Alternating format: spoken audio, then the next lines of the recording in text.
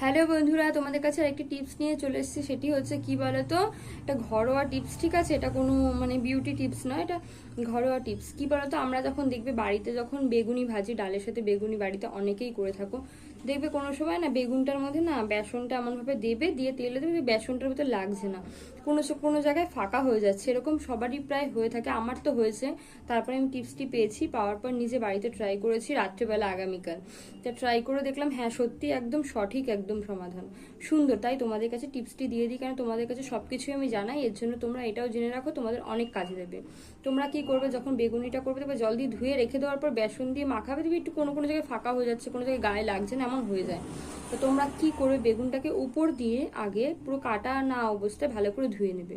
ধুয়ে নেওয়ার পর তোমরা কি করবে, তারপরে বেগুনি যেমন করে করে তেমন করে পিসগুলো পাতলা পাতলা করে নাও। করার পর আগে কিন্তু জল দিয়ে ধুয়ে নিয়েছো, সেটা তোমাদের মাথায় রাখতে হবে, ঠিক আছে? তারপর যে কাটার পরে আর কোনো জল লাগানো যাবে না, ঠিক আছে? কেন বলতো, জলটা লাগালেই কি হবে বলো তো, ওই যখন বেসনের সাথে লাগাবে তখন লাগতে চাইবে না, লাগে কিন্তু পুরো ভালোভাবে লাগে না। কিন্তু তোমরা আমার কথা শুনে একদিনকে তোমরা বেগুনটা উপর দিয়ে ধুয়ে নাও। উপর দিয়ে ধুয়ে নেওয়ার পর তারপরে বেসন টেসন সব মাখাও।